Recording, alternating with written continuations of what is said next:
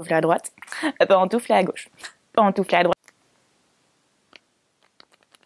J'ai pas d'idée d'intro, dommage.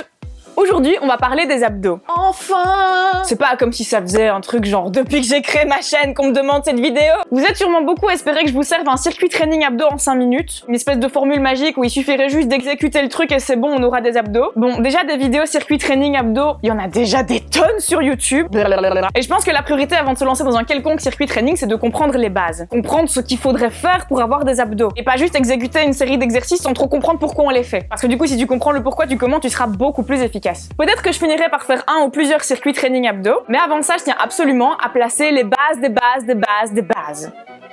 Des bases. Parce qu'il y a plein de gens qui se contentent d'exécuter des circuits training sans trop comprendre pourquoi ils les font et du coup ils sont beaucoup moins efficaces parce que c'est peut-être même pas ça qui leur correspond. Faire 300 crunchs par jour, voire même faire 3000 crunchs par jour ne te donnera jamais d'abdos, à moins que tu n'aies déjà un taux de gras très bas. Le taux de gras, c'est le pourcentage de gras qui compose ton corps. Pour un homme en bonne santé, le taux de gras moyen tourne environ entre 10 et 20%. Pour une femme en bonne santé, c'est tout à fait normal que ce taux soit plus élevé. La femme stocke naturellement plus de gras que l'homme, mais ça je l'explique déjà dans ma vidéo sur la cellulite que je t'ai tapé là-haut.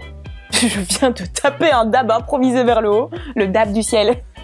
Et ce pourcentage de gras chez la femme est compris en moyenne entre 20 et 30% environ. Autant pour l'homme que pour la femme, je dis environ parce que ça varie aussi en fonction de ton âge et des particularités de chacun. Pour la plupart d'entre nous, le ventre est malheureusement un endroit du corps où on stocke très facilement une petite couche de gras. Sans pour autant être en surpoids, on a pratiquement tous une petite couche de gras sur le ventre qui masque les abdos. Ah parce que oui, là je sais pas si je te l'apprends, mais tu as des abdos. Nous avons tous des tablettes de chocolat. Ça c'est la bonne nouvelle du jour. Du coup quand tu googles comment attraper des abdos, ça n'a pas de sens, tu as déjà des abdos. Mais ces fameuses tablettes de chocolat sont pour la plupart des gens masquées par cette petite couche de gras. Si tu n'avais pas d'abdos du tout, tes intestins pendraient de ton ventre dans une espèce de grand sac de peau comme si ton bidou était un gant de toilette rempli de nouilles. Et beaucoup d'entre vous savent à quoi ressemble un gant de toilette rempli de nouilles. Petit coquinou. Sans abdos, on peut pas marcher et on peut même pas se tenir assis. Donc la base des bases des bases des bases des bases, c'est ceci. Dans un premier temps, la question à se poser si tu veux avoir des abdos apparents n'est pas comment développer mes abdos, mais comment déterrer mes abdos. C'est toute une nuance. Donc j'en reviens à ce que je disais au début, tu ferais même 3000 crunchs par jour, t'aurais des abdos énormes. Mais cachés sous une couche de gras, personne ne les verra, tes abdos énormes. Donc c'est un petit peu inutile. Donc si tu n'en as pas déjà et que tu voudrais des abdos apparents, il va falloir abaisser ton taux de gras. Pour un homme, les abdos commencent tout doucement à se voir environ à partir de 10 à 13% de masse grasse. Environ.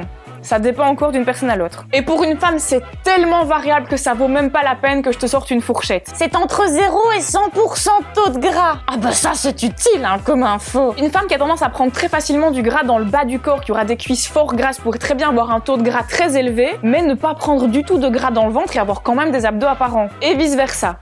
Une femme avec un taux de gras très très bas, qui est toute fine, qui a du gras nulle part, peut très bien prendre facilement dans le ventre et donc ne pas avoir d'abdos apparents. Mais le stockage du gras chez la femme, c'est un bordel, je vais même pas essayer de t'expliquer. Mais tu sais quoi?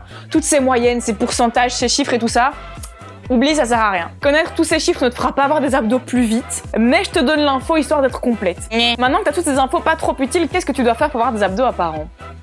Je t'ai déjà donné quelques indices dans la vidéo, tu peux savoir par toi-même. Oui, c'est ça, abaisser le taux de gras. J'aime bien quand les gens m'écoutent. Mais pas n'importe comment. Les régimes drastiques te feront perdre autant de muscles que de gras, et perdre trop de poids trop vite n'est jamais bon pour la santé. Pour autant que tu manges relativement sainement, c'est la dépense calorique qui fera la plus grosse différence. Pour être sûr que tu me comprennes, je vais quand même t'expliquer ce que c'est l'apport calorique et la dépense calorique. Pour beaucoup d'entre vous, c'est très clair, donc vous appuyez plein de fois sur la petite flèche de droite pour zapper cette partie, mais pour plein d'autres gens, ça l'est pas, donc je dois quand même l'expliquer. Une transition sauvage. L'apport calorique, c'est la quantité de calories que tu mets dans ton corps, c'est la quantité de calories que tu manges. La dépense calorique, c'est la totalité des calories que tu brûles. Elle reprend ton métabolisme de base, c'est l'énergie nécessaire pour respirer, pour faire battre ton corps, pour garder la bonne température de ton corps, c'est vraiment juste la base pour vivre. Ta thermogénèse, c'est l'énergie nécessaire pour digérer les aliments et pour assimiler et stocker les composantes nutritives. Ces deux points-là, c'est les points de base, c'est ce qu'il te faut pour rester en vie et c'est pas là-dessus que tu vas pouvoir jouer. C'est donc sur la troisième partie de ta dépense calorique qu'on va pouvoir jouer un rôle. Et celle-là, c'est la dépense calorique nécessaire à tes activités. Ce sont les calories que tu utilises pour marcher, pour attraper des objets et pour faire du sport. Tu vois où je veux en venir. Donc augmenter la quantité d'activité physique que tu fais chaque jour va augmenter cette partie-là de ta dépense calorique. Et donc tu vas brûler plus de calories par jour. Ça semble très logique, mais je pense que c'est bien de quand même le préciser pour être sûr que cette base est claire pour tout le monde. Transition!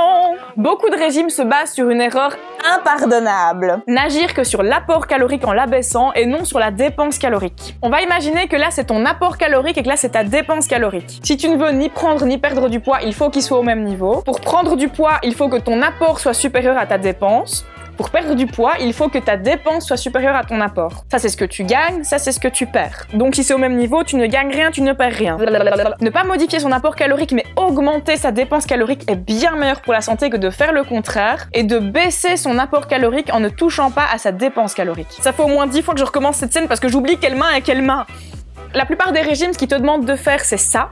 C'est d'abaisser ton apport calorique, mais de ne pas toucher à ta dépense calorique. Sur du court terme, c'est pas mal. Tu vas perdre du poids dans les 2-3 premières semaines. Mais à un moment, ton corps, il va s'habituer à avoir moins de nourriture, et donc simplement, il va se dire, tu sais quoi ? On va se mettre là niveau dépenses. Donc en fait, à long terme, ça ne sert à rien. Alors que si tu gardes ton même apport que d'habitude, mais que tu t'imposes de dépenser plus de calories chaque jour, eh ben, ton corps, il peut pas inventer des calories.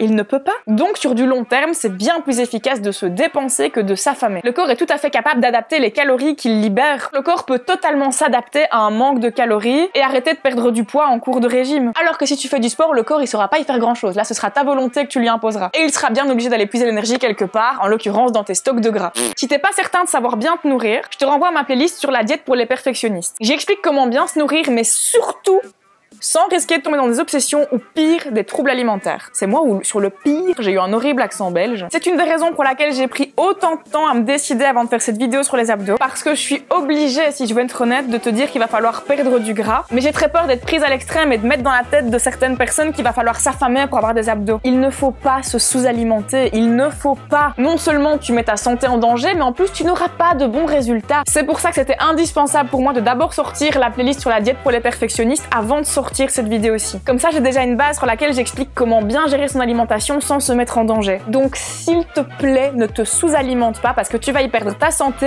et une partie de tes abdos.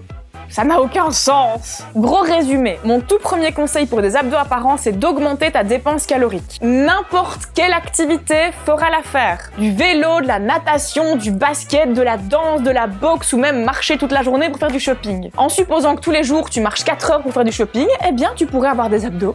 C'est possible. Mais je suis pas en train de te dire de ne pas faire de circuit abdos. Un circuit abdos, ça brûle des calories aussi.